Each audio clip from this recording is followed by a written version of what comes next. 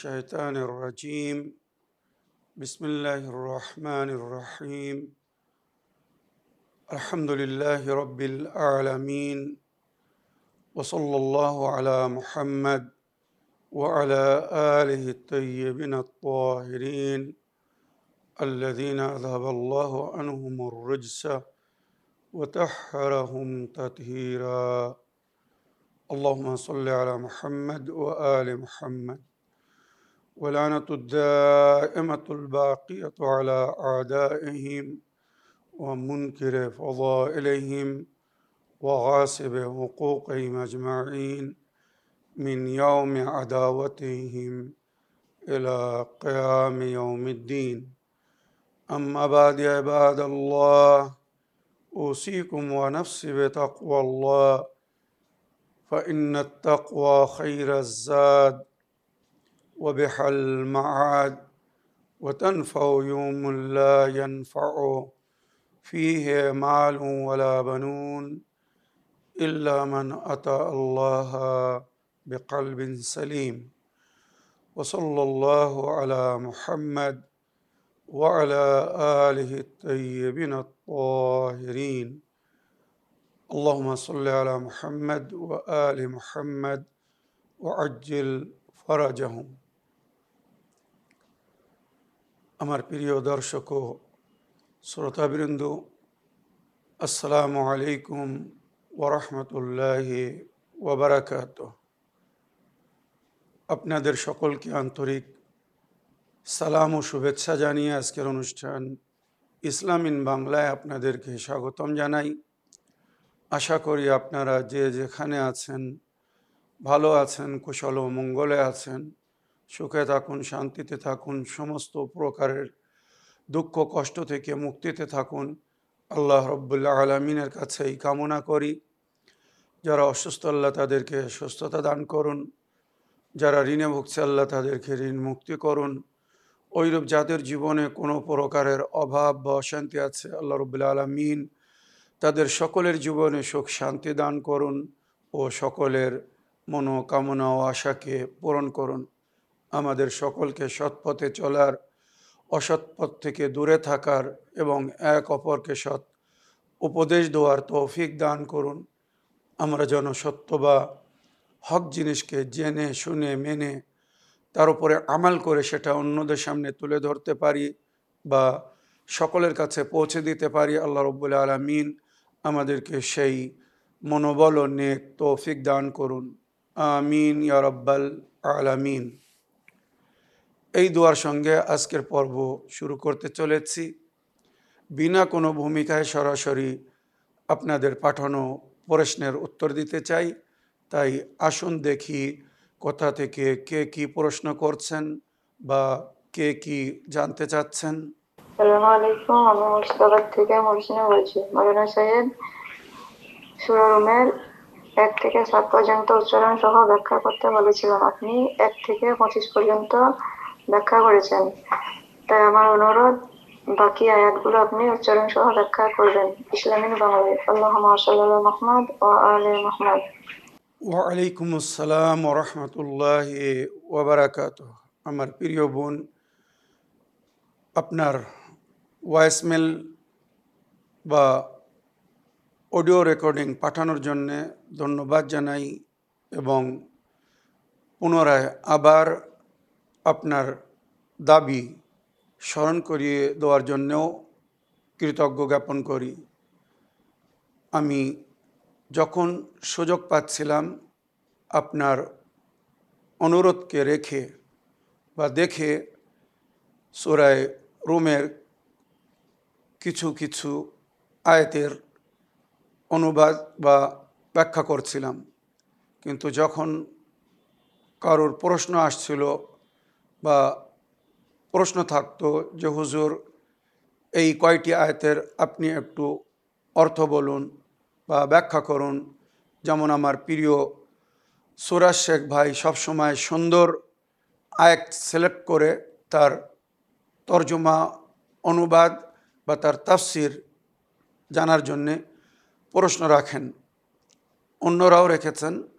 তাই হয়তো ধারাবাহিকভাবে কন্টিনিউয়াসলি আমি আপনার দাবিকে রাখতে পারিনি বা সূরা রুমের পরস্পর আয়াতগুলির তর্জমা বা ব্যাখ্যা করতে পারিনি। তার জন্য ক্ষমা চাই, আশা করি কিছু মনে করবেন না। আগেও আমি চেষ্টা করব, যখন সুযোগ হবে আমি আপনার দাবিকে রেখে সূরা রুমের যে আয়াতগুলোর তর্জমা বা ব্যাখ্যা বাকি আছে সেগুলো আস্তে আস্তে করার চেষ্টা করব। তবে যেদিন কারোর দাবি থাকবে বিশেষ কিছু আয়াতের তর্জমা করার জন্যে বা কোনো ছোট সূরার ব্যাখ্যা জানার জন্যে, সেদিন হয়তো আমি আপনার দাবি রাখতে পারবো না। তো আশা রাখি সেটা বোঝার চেষ্টা করবেন। আজ আমি সূরা রুমের আয়াত নম্বর 26 থেকে 31 পর্যন্ত তর্জমা করব বা তার সামান্য ব্যাখ্যা করব। বিসমিল্লাহির রহমানির রহিম। ওয়ালাহু মান ফিস সামাওয়াতি ওয়াল আরদি কুল্লুন লাহু কানিতুন। জমিন ও আসমানে যা কিছুই আছে সবই তার থেকে একটি ভালো অপেক্ষা নিয়ে আছে, একটি আশা নিয়ে আছে। এর আগের আয়াতগুলিতে আল্লাহ রাব্বুল আলামিন বলেছেন তিনি আমাদেরকে কি কি নেয়ামত দিয়েছেন বা দিচ্ছেন, মনে রাখবেন। তাই এই আয়াতে বলা হচ্ছে যে এই জমিন ও আসমানে বা তার মাঝখানে যা কিছু আছে সবই আল্লাহর জন্যে, আর সবই আল্লাহর কাছে কিছু আশা নিয়ে আছে। কুল্লুল্লাহু কানেতুন। কানেতুন বলা হয় যারা আল্লাহর তাবে হয়, আল্লাহর অনুগত্য করে, আল্লাহর হুকুমকে পালন করে এবং তার থেকে কোনো আশা রাখে। তো আশা করি আমরা সবাই আল্লাহ রাব্বুল আলামিনের হুকুমের তাবে হব, অর্থাৎ আল্লাহর হুকুমকে অনুসরণ করব এবং আল্লাহর থেকেই আশা রাখব। কেননা আমাদের মনোকামনা ও আশা আল্লাহ ছাড়া কেউ পুরো করতে পারবে না, মনে রাখবেন। আমরা যদি আল্লাহর মর্জির ওপরে বিশ্বাস রেখে চলি, আল্লাহর মর্জির ওপরে নির্ভর করে থাকি এবং আল্লাহর মর্জি ও খুশি অনুযায়ী যদি কাজ করতে থাকি, তখন সব কিছু আল্লাহ রাব্বুল আলামিন আমাদের মতো, মানে যেমন আমরা চাই বা আমরা আশা রাখি, ইচ্ছা করি, আল্লাহর থেকে যেটা পাওয়ার আশা করি অবশ্যই পাবো বা আল্লাহ আমাদের মনোকামনা আশাকে পূরণ করবেন। ওয়া হুয়াল্লাযী ইয়াবদাউল খালকা সুম্মা ইউঈদুহু। সেই প্রতিপালক যিনি এই খিলকাতের শুরুয়াত করেছেন, আরম্ভ করেছেন বা আমাদেরকে সৃষ্টি করেছেন, জন্ম দিয়েছেন, এই দুনিয়ায় পাঠিয়েছেন। সুম্মা ইউঈদুহু, আবার আমাদেরকে ফেরত পাঠাবেন। আমরা যেখান থেকে এসেছি আবার সেখানে ফিরে যেতে হবে। যেটা আমরা মুসিবতের সময়, দুঃখের সময় বা কোনো মমিনের বা মোমেনার পরলোক গমনের খবর শুনে বলে থাকি, ইন্না লিল্লাহ ওয়া ইন্না ইলাইহি রাজিউন। নিঃসন্দেহে আমরা আল্লাহর জন্যে আর তার কাছেই আমাদেরকে ফিরে যেতে হবে। তো এই বিশ্বাস যদি থাকে যে এক না একদিন আমাদেরকে তার দরবারে ফিরে যেতে হবে, যেমন আমরা এসেছি তো একদিন ফিরে যেতে হবে, তো ফিরে যাওয়ার জন্যে প্রস্তুত হতে হবে। তাই মাওলা আলী আলাইহিস সালাম বলেছেন, আমাল লিদুনিয়া কাআন্নাকা তাঈশু আবাদা। যখন দুনিয়ার জন্য কাজ করবে তো এই ভেবে করবে যে তুমি চিরস্থায়ী এখানেই থাকবে, এখান থেকে তোমাকে কোথাও যেতে হবে না। ও আমাল্লে আখিরাতাক কাআন্নাকা তামুতু গাদান। আর যখন আখিরাতের ভেবে কাজ করবে, পরকালের ভেবে কাজ করবে, আজ নইলে কাল আমাদেরকে পরলোক গমন করতে হবে। এই দুনিয়া থেকে সবাই যখন যাচ্ছে তো আমাকেও যেতে হবে, যদি এই বিশ্বাস থাকে আর এটাই বাস্তব, তো মাওলা বলছেন ওয়া আমাল্লে আখিরাতাক কান্নাকা তামুতু গাদান, আখিরাতের জন্য যখন কাজ করবে তখন এই ভেবে কাজ করবে যে তুমি কাল মারা যাবে। আজ তোমার কাছে শেষ সুযোগ, যা কিছু করার আজ করো। যদি আল্লাহর বান্দারা এই ভেবে নেকি করতো যে কাল হয়তো আমি আর থাকবো না, আজ আমার কাছে যতটুকু সুযোগ আছে আমি নেকি করি, আল্লাহর উপাসনা বা ইবাদত করি, বা ওই কাজ করি যেগুলো আল্লাহ করার জন্য বলেছেন, নবী বা নবীর আহলে বায়াত আমাদেরকে বলেছেন, তার জীবন স্বর্গীয় জীবন হবে। সে এই দুনিয়া থেকেই বুঝতে পারবে যে আমার পরকালে ঠিকানা বা স্থান কি হবে।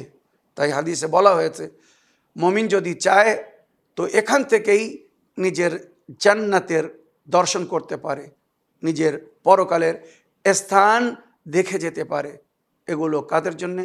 যারা পবিত্র নফসের মালিক, যারা আল্লাহর মর্জির ওপরে জীবনযাপন করে, আল্লাহ তখন তাদের চোখের সামনে থেকে এই মাদ্দি পর্দাকে সরিয়ে দেয়, তখন তারা অনেক কিছু দেখতে পায়।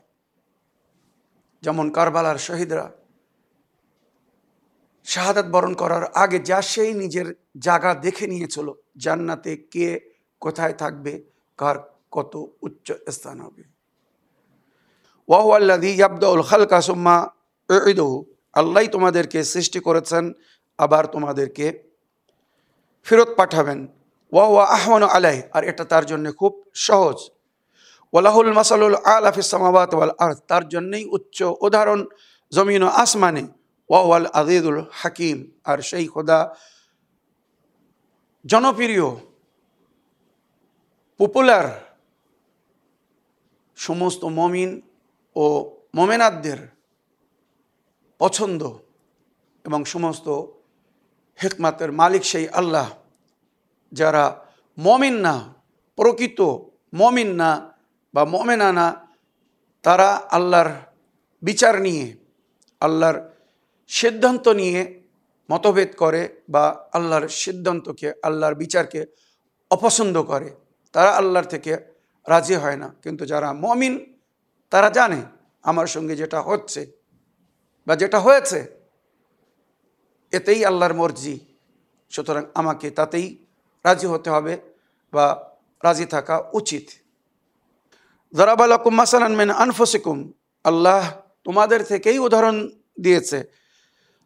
হাল লাকুম মিন মা মালাকাত আইমানুকুম মিন শুরাকা ফি মা রাযাকনাকুম ফাআনতুম ফিহি সাওয়াউন তাখাফুনাহুম কাখিফাতুকুম লিআনফুসিকুম। এখানে আল্লাহ একটি সুন্দর উদাহরণ দিয়ে আমাদেরকে বলছেন বা বোঝাচ্ছেন যে তোমাদের অধীনে যারা আছে, দাস বা দাসী, পূর্বযুগের কথা এটা, গোলাম কানিজ, যাদেরকে ধনীরা ক্রয় করত, যার সম্পর্কে বলা হচ্ছে হাল্লাকুম মিন মা মালাকাত আইমানুকুম, মানে তোমরা যেগুলোকে ক্রয় করেছো, খরিদ করেছো, ওই সমস্ত দাস বা দাসী তোমাদের রুজিতে কি তোমাদের সমতুল্য বরাবর শরিক করো, তাদের সম্পর্কেও তেমন চিন্তা করো যেমন তোমাদের নিজেদের সম্পর্কে চিন্তা, একবার তাদের সম্পর্কেও ওইভাবে ভাবো যেমন তোমরা নিজেদের সম্পর্কে ভাবো। এখানে কিন্তু মানবতার শিক্ষা দিচ্ছেন আল্লাহ রাব্বুল আলামিন। যেমন তোমরা নিজেদের বর্তমান বা ভবিষ্যৎ নিয়ে চিন্তা করো, ওইরূপ তোমাদেরকে তোমাদের অধীনে যারা, তোমাদের আন্ডারে যারা কাজ করছে বা যারা আছে বা থাকে, তাদের সম্পর্কেও একটু চিন্তা করবে, তাদের ভবিষ্যৎ নিয়েও, তাদের বর্তমান বা তাদের ভবিষ্যৎ নিয়েও একবার চিন্তা করবে, যেটা অনেকরা করছিল না। বিশেষ করে ধনীরা, যাদের ধন সম্পদ অনেক বেশি হয়ে যায়, তখন তাদের মধ্যে একটি অহংকারের সৃষ্টি হয়, আর তারা মনে করে গরিবরা বা যারা আমাদের অধীনে, আমরা যদি দেই তাহলে তারা খাবে, আর আমরা যদি না দেই তো তারা খেতে পাবে না। এই যে মেন্টালিটি, এই সম্পর্কে সজাগ করার জন্যে আল্লাহ বলছেন তোমরা কি তাদের সম্পর্কেও ভাবো যারা তোমাদের অধীনে আছে, যেমন তোমরা নিজেদের সম্পর্কে চিন্তা করো, নিজেদের ভবিষ্যৎ নিয়ে ভয়ভীত হও বা চিন্তা করো, তাদের সম্পর্কেও কি কখনো ভেবেছো যারা তোমাদের অধীনে আছে? কাযালিকা নুফাসসিলুল আয়াতি লিকাওমি ইয়াকিলুন, এগুলো তাদের জন্য শিক্ষা যারা বুদ্ধিজীবী। অর্থাৎ আল্লাহ ইশারায় তাদেরকে বোঝাতে চাচ্ছে যে তোমরা আল্লাহর রহমত বা আল্লাহর নেয়ামত পেয়ে অহংকার করো না, নিজেদেরকে বড় মনে করো না, জমিনের উপরে নিজেদেরকে প্রতিপালক বা প্রভু ভেবো না।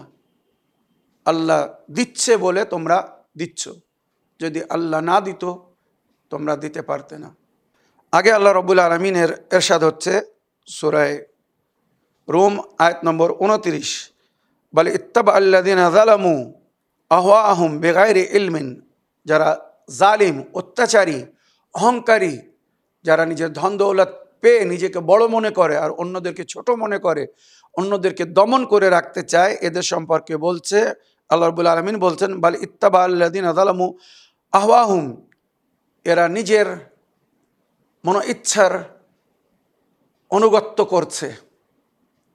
যারা অহংকার করে, জুলুম করে, এরা নিজেদের উপরে নিজেরা জুলুম করছে। বেগায়রে ইলমিন, এদের কাছে জ্ঞান নেই, এদের কাছে সেই শিক্ষা বা মারেফাত নেই। যদি থাকতো তাহলে কখনো এরা এমন করতো না। ফমান ইয়াহদি মান আদাল্লাহ, মান আদাল্লাহ, কে তাদের হেদায়েত করবে যদি আল্লাহ তাদেরকে পথভ্রষ্টতার মধ্যে ছেড়ে দেয়। ওমা লাহুম মিন নাসিরিন, আর তাদের কিন্তু কেউ সহযোগী হবে না, তাদের কেউ মদত করতে পারবে না যদি আল্লাহ মদত না করে। তারপরে আল্লাহ বলছেন ফাআকিম ওয়াজহাকা লিদ্দীন হানিফান, তোমরা নিজের প্রতিপালকের দিকে তাকাও, তার দিনকে, তার সংবিধানকে ফলো করো, তার কথা মেনে চলো।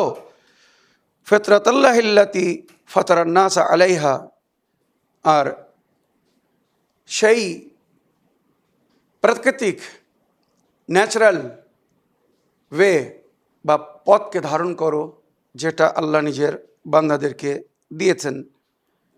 লা তাবদীলা লিখালকিল্লাহ, আল্লাহর সৃষ্টির মধ্যে কোনো পরিবর্তন নেই।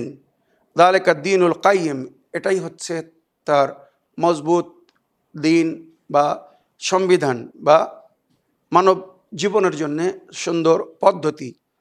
ওয়ালাকিন্না আকসারান নাস লা ইয়ালামুন, কিন্তু অধিকাংশ মানুষরা এই জিনিস জানে না বা বোঝে না যে আল্লাহ রাব্বুল আলামিন তাদেরকে যখন সৃষ্টি করেছেন, জীবনদান দিয়েছেন, তো তাদের জন্য সুন্দর পদ্ধতি, জীবনযাপন করার নিয়মা বা শৃঙ্খলাও দিয়েছেন। যদি সেটাকে ফলো করে তো তাদের জন্য উত্তম, আর যদি সেটাকে ফলো না করে তো এর জন্যে তারা পরকালে কিন্তু দায়ী হবে বা ধরা পড়বে। মুনিবিনা ইলাইহি, যারা সত্যি আল্লাহর নেক বান্দা হয়, তারা আল্লাহর সামনে সবসময় নতশির হয়ে তার সঙ্গে সম্পর্কে থাকে। মুনিবিনা ইলাইহি ওয়াত্তাকুহ, আল্লাহর ভয় করে চলো। ওয়া আকিমুস সালাত, আর তাকে স্মরণ করার জন্যে, তার জন্যে কৃতজ্ঞতা জ্ঞাপন করার জন্যে নামাজ পড়ো। ওয়ালা তাকুনু মিনাল মুশরিকিন, মুশরিকদের অন্তর্ভুক্ত হয় না যারা আল্লাহর সঙ্গে অন্যদেরকে শরিক করেছে। আমার প্রিয় বোন, আশা করি আজকের এই ব্যাখ্যা থেকে আপনি বা আমার দর্শকবৃন্দরা লাভবান হয়েছেন। আসুন আগের প্রশ্ন নিয়ে দেখি কোথা থেকে কে কি বলতে চাচ্ছেন বা কে কি জানতে চাচ্ছেন। আসসালামু আলাইকুম আমার প্রিয় ভাইজান, আশা করি আপনি ভালো আছেন, সুস্থ আছেন। ভালো থাকুন, সুস্থ থাকুন, এই দোয়া সবসময় করি ভাইজান। আমরা যে নজর নিয়াজ করি, এই নজর নিয়াজের জিনিস খাওয়া বলে হারাম।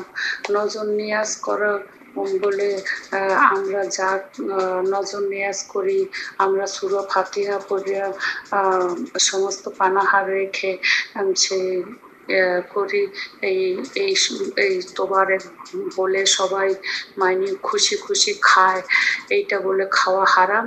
এইটা অনেক লোকে বলে, কিন্তু বুদ্ধিহীন জ্ঞানহীন যাকে বলে, এরা বলে অনেক সময় যে আমরা যে কাজ করি এইটা, এই তবরেকটা খাওয়া বা এই নজর নেওয়া যা করি, যা কিছু রেখে এই খাওয়া হারাম।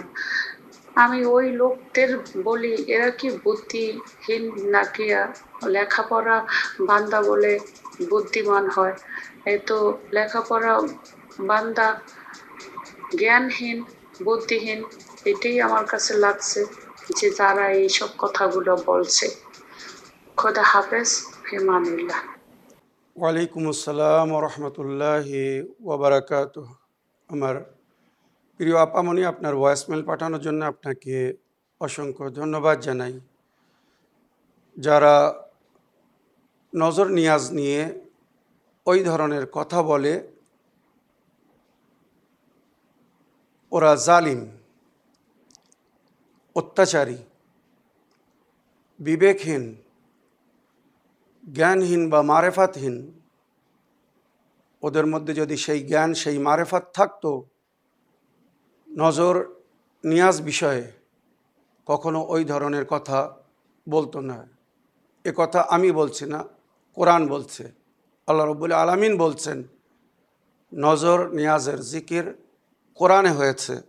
সূরা বাকারা আয়াত নম্বর 270 তাদেরকে তুলে ধরতে বলুন যারা নজর নিয়াজ নিয়ে সমালোচনা করে বা বিদ্রূপ কথা বলে। আল্লাহ রাব্বুল আলামিন বলছেন, ওয়ামা আনফাকতুম মিন নাফাকাতিন আও নাযারতুম মিন নাযারিন ফাইন্নাল্লাহা ইয়ালামুহু ওয়ামা লিজ্জালিমিনা মিন আনসার। তোমরা আল্লাহর পথে যেটা খরচ করো, দান খয়রাত করো, আও নাযারতুম মিন নাযারিন, বা যা কিছু তোমরা নজর ও নিয়াজ করো, প্রকাশ্য আয়াত কিন্তু, আও নাযারতুম মিন নাযারিন, যা কিছু তোমরা নজর করো, নিয়াজ করো, ফাইন্নাল্লাহা ইয়ালামু, আল্লাহ সব কিছু জানেন। কে কোন নিয়াতে নজর নিয়াজ করছে বা আল্লাহর পথে খরচ করছে, দান খয়রাত করছে, যে নিয়াতে দান খয়রাত করবে, যে নিয়াতে নজর নিয়াজ করবে, সে সেইভাবে তার আজর সওয়াব বা প্রতিফল পাবে ইহকালে এবং পরকালে। মনে রাখবেন, ওয়ামা লিজ্জালিমিনা মিন আনসার। কিন্তু যারা এই নজর নিয়াজকে মানে না বা দান খয়রাত করে না, এরা নিজেদের উপরে জুলুম করছে। আর এই সমস্ত জালেমের কোনো মদতগার হবে না পরকালে। আমরা যে নেকি করে যাব, দান খয়রাত করে যাব, নজর নিয়াজ করে যাব, এটাই কিন্তু পরকালে আমাদের কাজে আসবে। আল্লাহ এর সুন্দর প্রতিফল বা প্রতিদান আমাদেরকে দিবেন। কিন্তু যদি কেউ এটাকে অস্বীকার করে, অমান্য করে, তো আল্লাহ বলছেন, ওয়ামা লিজ্জালিমিনা মিন আনসার। এই সমস্ত জালিমদের কোনো মদতগার হবে না। এরা অসহায় হবে, পরকালে এরা নিরুপায় হবে, এদের হাত খালি হবে। কেননা এরা না দান খয়রাত করেছে, না নজর নিয়াজ করেছে। তো আমার প্রিয় আপামনি, এই যে কোরআনের আয়াত থেকে উত্তর দিলাম, আশা করি তাদের শিক্ষার জন্যে যথেষ্ট হবে। যারা নজর নিয়াজ নিয়ে সমালোচনা করে বা বিদ্রূপ কথা বলে, আল্লাহ ওদের হেদায়েত করুক। আল্লাহ যদি হেদায়েত না করে, তো আমি আপনি হাজার চাইলেও হয়তো তাদের হেদায়েত করতে পারবো না, যাদেরকে আল্লাহ ভ্রষ্টতার মধ্যে, মূর্খতার মধ্যে ছেড়ে দিয়েছে। আগের প্রশ্ন নিই, দেখি কোথা থেকে কে কি জানতে চাচ্ছেন বা কে কি বলতে চাচ্ছেন। আসসালামু আলাইকুম ওয়া রাহমাতুল্লাহি ওয়া বারাকাতুহু। আমি হাওড়ার সোনাতলা থেকে শেখ রুকিয়া বলছি। মৌলানা সাহেব, আপনি, আশা করি আপনি ভালো আছেন, সুস্থ আছেন। ভালো থাকুন, সুস্থ থাকুন, আল্লাহ আপনাকে সদা সর্বদাই ভালো রাখুক। মৌলানা সাহেব, দরুদে নারিয়ার কি ফজিলত একটু ব্যাখ্যা করে বলবেন। আপনি ভালো থাকুন, সুস্থ থাকুন। আসসালামু আলাইকুম ওয়া রাহমাতুল্লাহি ওয়া বারাকাতুহু। ওয়ালাইকুম আসসালাম রহমতুল্লাহি ওবরাকাতু। আমার প্রিয় বোন, আপনার ভয়েসমেল পাঠানোর জন্য আপনাকে ধন্যবাদ জানাই। তবে আপনি যে দরুদের কথা বলছেন, দরুদে নারিয়াল বা দরুদে নারিয়া, আমি আজ পর্যন্ত এমন কোনো দরুদের সম্পর্কে শুনিনি, জানিনি বা পড়েনি যে দরুদে নারিয়াল নামে কোনো দরুদ আছে বা দরুদে নারিয়া নামে কোনো দরুদ আছে। আপনার কাছে আমি অনুরোধ করব, এমন যদি কোনো দরুদ থাকে তো আপনি সেই দরুদ পড়ে শোনান যে হুজুর এই দরুদকে দরুদে নারিয়া বা দরুদে নারিয়াল বলে। আপনি এর ব্যাখ্যা করুন বা এর ফজিলত বলুন বা এর তর্জমা করে দিন, তখন আমি ইনশাল্লাহ চেষ্টা করব। আশা করি আমার প্রিয় বোন আপনার প্রশ্নের আপনি উত্তর পেয়েছেন। আসুন আগের প্রশ্ন নিই, দেখি কোথা থেকে কে কি বলতে চাচ্ছেন বা কে কি জানতে চাচ্ছেন। আসসালামু আলাইকুম ওয়া রাহমাতুল্লাহি ওয়া বারাকাতুহু। আমি হাওড়ার সোনাতলা থেকে রুকিয়া বেগম বলছি। মৌলানা সাহেব, আশা করি আপনি ভালো আছেন, সুস্থ আছেন। ভালো থাকুন, সুস্থ থাকুন। আল্লাহ আপনাকে সদা সর্বদাই ভালো রাখুন। মৌলানা সাহেব, আমার দুটো প্রশ্ন, যে হজরত সালেহ নবী কে ছিলেন, আর হজরত সালেহ নবীর পয়গম্বরী নিদর্শন কি ছিল, আল্লাহর দেয়া উটের প্রতি সমুদ্ররা কেমন ব্যবহার করেছিল? এই প্রশ্নগুলির উত্তর দেবেন। আসসালামু আলাইকুম ওয়া রাহমাতুল্লাহি ওয়া বারাকাতুহু। ওয়ালাইকুম আসসালাম রহমতুল্লাহি ওবরাকাতু। আমার প্রিয় বোন, পুনরায় আবার প্রশ্ন পাঠানোর জন্য আপনাকে ধন্যবাদ জানাই। আপনি হজরত সালেহ নবী আলাইহিসসালামের সম্পর্কে জানতে চেয়েছেন বা জানতে চাচ্ছেন উনি কে আর ওনার নবুয়াতের নিদর্শনা কী ছিল এবং ওনার কওমের লোকেরা ওনার সঙ্গে কি ব্যবহার করেছিল। তো এ বিষয়ে আমি অতি সংক্ষিপ্তে সময়ের মধ্যে যতটুকু সম্ভব হবে বা হচ্ছে বলছি। জনাবে সালেহ নবী, কোরআনে যে সমস্ত নবীদের জিকির হয়েছে ওই সূচি বা তালিকা হিসাবে পঞ্চম নবী, প্রথম নবী হজরত আদম আলাইহিসসালাম, তারপরে ইদ্রিস আলাইহিসসালামের জিকির হয়েছে, তারপরে নূহ আলাইহিসসালামের জিকির হয়েছে, তারপরে হুদ আলাইহিসসালামের জিকির হয়েছে, তারপরে সালেহ নবী আলাইহিসসালামের জিকির হয়েছে। এর মাঝখানে আরও নবী ছিলেন, যেমন আদম আলাইহিসসালামের পরে শীষ নবী ছিলেন, কিন্তু ওনার নাম কোরআনে আসেনি বলে ওখানে উল্লেখ হয়নি। তো কোরআনিক সূচি বা তালিকা হিসাবে উনি পঞ্চম নবী ছিলেন। আর উনি মদিনায় বসবাস করতেন, আর ওনার পবিত্র সমাধি ইরাকের বিখ্যাত কবরস্থান ওয়াদিউসসালামে। আর ওনার নবুয়াতের নিদর্শনা ছিল একটি উটনি, যে উটনি পাহাড় থেকে বাইর হয়েছিল। ওনার কওমকে উনি আল্লাহর উপাসনা বা ইবাদতের দিকে আমন্ত্রণ জানাচ্ছিলেন, কিন্তু তারা ওনার কথা মানতে রাজি হচ্ছিল না, তারা বুতপারস্ত ছিল।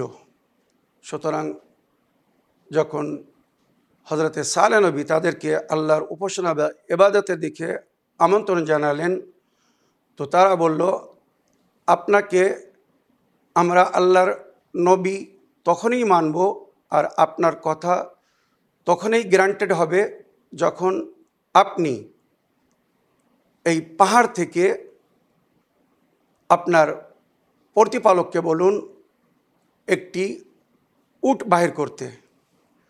আর ওই উট বাহির হয়ে এসে যদি আপনার নবুয়াতের সাক্ষী দেয় তো আমরা আপনাকে নবী মানব বা আপনার কথা শুনব। ওইরূপ জনাবে সালেহ নবী উনিও তাদেরকে বলেছিলেন যে তোমরা যাকে নিজের প্রভু মনে করো তোমরা তাদের কাছে দাবি করো, তাদের কাছে কিছু চাও, যদি তারা তোমাদের কথা শুনে, তোমাদের দাবি বা প্রার্থনা শুনে যদি তোমাদেরকে কিছু দেয়, তাহলে আমি বুঝব না তোমরা ঠিক জিনিসকে ফলো করছো। সুতরাং তারা মেনে নিল। তারা যখন নিজের প্রভুর কাছে, প্রতিমার কাছে দাবি করলো, কোনো উত্তর পেল না, তখন সালেহ নবী আলাইহিস সালাম তাদেরকে বললেন, দেখছো তোমরা কি ভুলের মধ্যে পড়ে আছো? তখন তারা বলল, তাহলে এবার আপনি আপনার প্রতিপালক, আপনার প্রভু সেই আল্লাহর কাছে চান বা তাকে বলুন এই পাহাড় থেকে উট বাহির করতে। উট বাহির হয়ে এসে যদি আপনার নবুয়তের সাক্ষী দেয়, তো আমরা মেনে নেব যে আপনি সত্যবাদী, আর আপনি যে প্রভু বা আল্লাহর দিকে আমন্ত্রণ জানাচ্ছেন সেই সত্য এবং হক। সুতরাং জনাবে সালেহ নবী আলাইহিস সালাম আল্লাহর কাছে দোয়া করলেন, হে আমার প্রতিপালক আল্লাহ রব্বুল আলামিন, আপনি আমাকে নবুয়তের দায়িত্ব দিয়েছেন, আপনার বান্দাদেরকে সঠিক পথ দেখানোর জন্যে আমাকে নিযুক্ত করেছেন। তো আল্লাহ আমার সম্মানের রক্ষা করুন, আর আমার কথাকে সত্য প্রমাণ করার জন্যে তারা যেমন দাবি করেছে, আমি আপনার কাছে প্রার্থনা করছি, দোয়া করছি, আল্লাহ আমার দোয়াকে কবুল করুন, আর এই পাহাড় থেকে উট বাহির করে আমার নবুয়তের নিদর্শন রূপে বা সাক্ষী রূপে, প্রমাণ রূপে এটাকে বাস্তবিকতায় পরিণত করুন। আল্লাহ রব্বুল আলামিন হযরত সালেহ নবী আলাইহিস সালামের দোয়াকে সঙ্গে সঙ্গে কবুল করে নিলেন, আর পাহাড় থেকে একটি উটনি, নারী উট যাকে বলা হয়, বাহির হলো। আর এসে পরিষ্কার আরবি ভাষায়, জনাবে সালেহ নবী এবং ওনার কওমের ভাষা ছিল আরবি, সুতরাং পরিষ্কার আরবি ভাষায় বললেন, এই যে ব্যক্তি তোমাদেরকে আল্লাহর দিকে আমন্ত্রণ জানাচ্ছে, ইনি আল্লাহর নবী, আল্লাহর ওয়ালি, তার কথা শোনো, তার কথা মানো। ইতিহাসে লেখা হয়েছে যখন যুগের ইমাম আসবেন, ওই সালেহ নবীর উটনি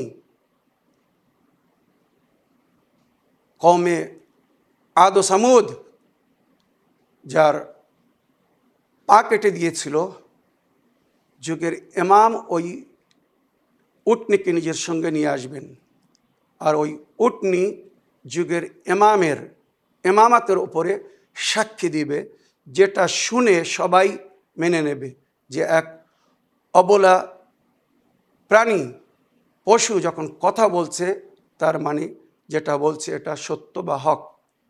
সুতরাং এইভাবে জনাবে সালেহ নবী নিজের নবুয়তের বা নিজের পয়গম্বর হওয়ার প্রমাণ দিয়েছিলেন, আর বলেছিলেন এই উটনি আল্লাহর নিশানি, সুতরাং এর সম্মান করো। ওমাই ইউআজ্জিম শাআইরাল্লাহ ফাইন্নাহা মিন তাকওয়াল কুলুব, যারা আল্লাহর নিশানির সম্মান করে, এটা তাদের অন্তরের পবিত্রতার পরিচয়, বা আল্লাহর তারা ভয় করে তার পরিচয়।